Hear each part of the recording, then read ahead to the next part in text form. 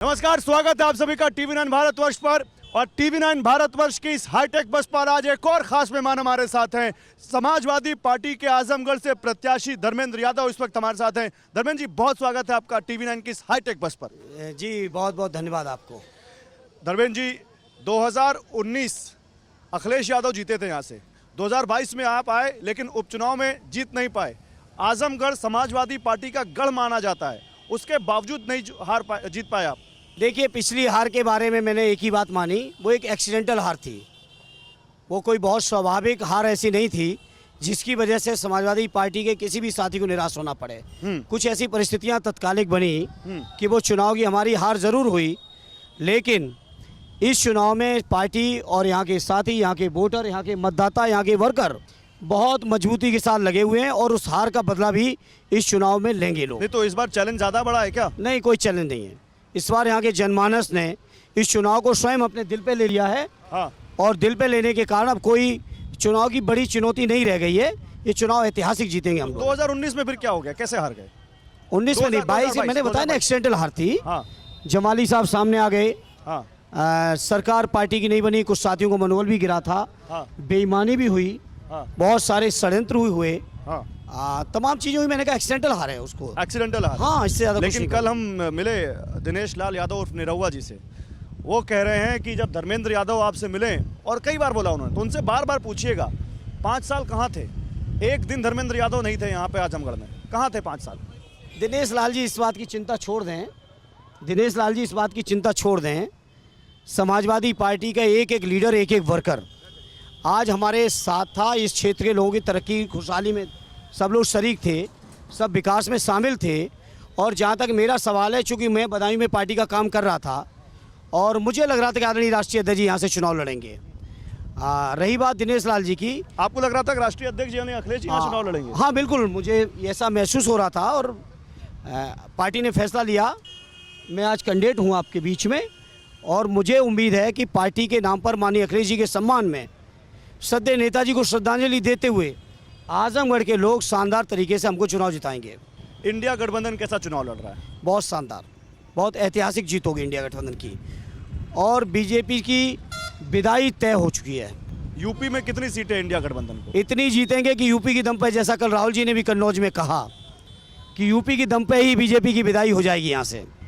नहीं, लेकिन कोई नंबर, वो तो 400 पार का नंबर देते हैं, 80 में 80 का नंबर वो देते हैं। 400 पार वाले अब 200 के अंदर आ चुके हैं। 200 के अंदर आ चुके हैं। अब कोई 400 पार की आजकल बात नहीं कर रहा होगा। आजकल के भाषण और बयान सुनिए।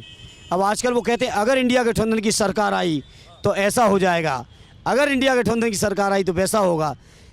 लेकिन बीजेपी के लोगों से कहूँगा, इंडिया गठबंधन में जितने भी दल हैं, हाँ। सभी लोग देश की सरकारों में रह चुके हैं, अलग अलग प्रांतों की सरकारों में रहे हैं। हाँ। और सारी सरकारों में रहने के बाद लोगों ने बहुत शानदार काम किए हैं अपने अपने क्षेत्रों में, अपनी अपनी जगह पर जहाँ भी वो रहे हैं। और लोगों को अंदाज है कि इंडिया गठबंधन के लोग अनुभवी लोग हैं। अगर हम यूपी की बात करें तो यूपी के लोगों ने देखा आदरणीय अखिलेश जी का कार्यकाल, जहाँ लैपटॉप बटे हैं, जहाँ समाजवादी पेंशन बटी है, जहाँ 100 नंबर जैसी एम्बुलेंस योजना आई, महिलाओं की सुरक्षा के लिए 1090 जैसी वोमेन पावर लाइन आई, तो लोगों ने काम देखा है। अगर हम दिल्ली के केजरीवाल साहब की बात करें तो स्कूल के मामले में, बिजली के मामले में उनका काम आपके सामने है। ठीक है। कांग्रेस पार्टी ने भी मनरेगा को, तो जो इंडिया गठबंधन के लोग हैं उनके सभी के सरकारें चला चुके हैं और सभी के लोगों को अंदाज है कि लोग कैसा काम करते हैं। इसलिए बीजेपी के अगर मगर का कोई चक्कर नहीं रह गया। तो धर्मेंद्र जी, फिर सवाल ये पूछा जाता है कि इंडिया गठबंधन में प्रधानमंत्री कौन बनेगा? चेहरा कौन है प्रधानमंत्री पद का? इंडिया गठबंधन में बहुत अनुभवी लोग हैं और बहुत एक से एक अनुभवी लोग हैं। और चुनाव के परिणाम के बाद वो गठबंधन के सीनियर लोग मिलकर अपना फैसला ले लेंगे। आखिर बीजेपी को इस बात का दर्द क्यों है? दर्द क्यों हो रहा है बीजेपी का? नहीं, उनके पास तो नहीं, चेहरा है ना मोदी जी का। की बातें कर रहे हैं तो फिर दर्द में क्यों हैं? मतलब इसी से आप अंदाज लगा सकते हो इंडिया गठबंधन सरकार में आ रहा है, बीजेपी के लोग घबराए हुए हैं। नहीं, अखिलेश जी हो सकते हैं क्या प्रधानमंत्री? देखिए, मैं कह सकता हूं कि इंडिया गठबंधन के अंदर बहुत अनुभवी एक से एक ऐसे लोग हैं जिन्होंने बड़े बड़े काम किए हैं और ये गठबंधन के लोग तय कर लेंगे। नहीं तो क्या अखिलेश जी स्वाभाविक एक समाजवादी कार्यकर्ता होने के नाते मेरी क्या इच्छा होगी या क्या तमन्ना होगी उसको आप समझ सकते हो। लेकिन चूंकि मैं पार्टी का बहुत जिम्मेदार व्यक्ति हूँ, बहुत जिम्मेदार व्यक्ति हूँ और गठबंधन की मर्यादा का बधा हुआ व्यक्ति हूँ, इसलिए इंतजार करिए, बहुत शानदार ही फैसला होगा, देश के हित में फैसला होगा। ये तो अखिलेश जी की भूमिका क्या होगी? बहुत महत्वपूर्ण होगी, बहुत महत्वपूर्ण होगी। क्यों इसलिए भी महत्वपूर्ण होगी, अखिलेश जी उत्तर प्रदेश के सबसे लोकप्रिय नेता हैं और उत्तर प्रदेश देश के सबसे ज़्यादा सांसद देने वाला राज्य है, तो स्वाभाविक है अखिलेश जी की भूमिका तो सबसे महत्वपूर्ण लोगों में से एक होगी। निरहुआ कह रहे हैं 4 जून की उनकी फिल्म सुपरहिट है। आज तक एक भी पिक्चर हिट हुई है उनकी? ये तो आपने बड़ा सवाल उठा दिया। आज तक कोई हिट हुई है?